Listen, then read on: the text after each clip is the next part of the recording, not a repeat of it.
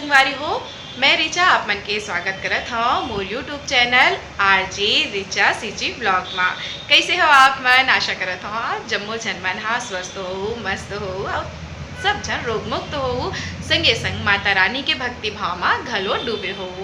तो संगवारी हो, जैसे कि आप मन मोर पिछले ब्लॉग में देखे हो कि मैं गिर हूँ अपन मई के और मई के ले मैं हाँ आ गए हूँ काबर के मोला आना रही से ऑफिस।